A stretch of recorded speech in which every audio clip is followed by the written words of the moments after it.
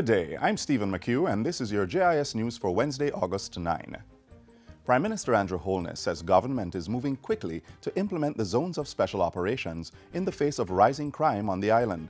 The assurance came on Tuesday as Mr. Holness visited the family of 17-year-old Nicole Moulton, who was shot and killed on Sunday in Arnold Gardens. Her 12-year-old sister was also injured in the attack, which took place as they slept. The Prime Minister has called for unity and cooperation from citizens. There can be no divide on crime in the country. We all have to come together and draw a line in the sand. And those who are with the criminals, should recognize that criminals are no respecter of lives. They will turn on you one day. Anyone in that community could be a victim. Meanwhile, National Security Minister Robert Montego says the Jamaica Constabulary Force will spare no effort in bringing the criminals to justice. While expressing condolences to Nicole's family, Minister Montego is calling on Jamaicans to protect the nation's children by downloading the Stay Alert app. He is also encouraging citizens to form neighborhood watch groups. And the Ministry of Education, Youth and Information has also conveyed heartfelt sympathy and support for the slain teen and a speedy recovery for her sister. A statement from the ministry on Tuesday expressed extreme alarm that 17-year-old Nicole Moulton and her sister were targeted, showing a lack of respect for life. Jamaicans at home and abroad were called on to condemn the killing. In other news, focused compliance strategies are being credited for the Tax Administration Jamaica TAJ surpassing its annual target for the past 2 financial years. The latest success sees the TAJ exceeding its first quarter collections target for the 2017-2018 fiscal year. The TAJ says the net projection for June 2017 was $26.2 billion, but at the end of June, collections stood at $32.8 billion. Year-to-date net collection now stands at $73.6 billion, 109.4% of the $67.3 billion projected for the period.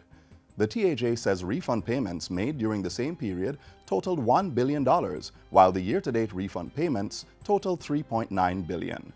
A review of the first quarter performance over the last 3 financial years shows that the target has consistently been surpassed: 103.1% in 2015-2016, 108.5% in 2016-2017, and 109.4% this year. The National Housing Trust says its use of credit reports in the distribution of mortgage loans will better assist contributors in accessing and affording its loans. In a release, the Trust says the credit report will not be used to deny contributors access to mortgages. Instead, it will assist the agency to verify information submitted by applicants for mortgages in excess of its $5.5 million loan limit.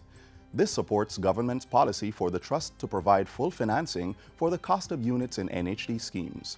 The credit report will also help to design programs to manage and service mortgage accounts, as well as to identify and verify contributors in need of special provisions such as grants and subsidies. And finally, vendors along Mandela Highway's Portmore exit have a new home, as the Portmore Municipal Corporation recently opened a more spacious and sanitary location for the vendors. Over $11 million was spent to create Aki Village Marketplace on Dyke Road in Portmore. It was funded by the local government ministry, the Caribbean Local Economic Development Project, and the Portmore Municipality. Aki Village consists of 20 shops with 40 more slated for construction under Phase 2 of the development. A third phase is also on the drawing board and is to include a riverside park and restaurants. Local Government Minister Desmond McKenzie says the Aki Village development is a reflection of the power of cooperation between local government and the private sector. The commitment from the ministry is to ensure the completion of this project, because I think this is a great project for Portmore and a great project for the Portmore Municipal Corporation. What is involved in this project is the capacity to generate income. Among the corporate sponsors of the initiative is the Wisinco Group, whose central operations facility is also located on the Dyke Road. And that's it for JIS News Today. I'm Stephen McHugh. Thanks for watching.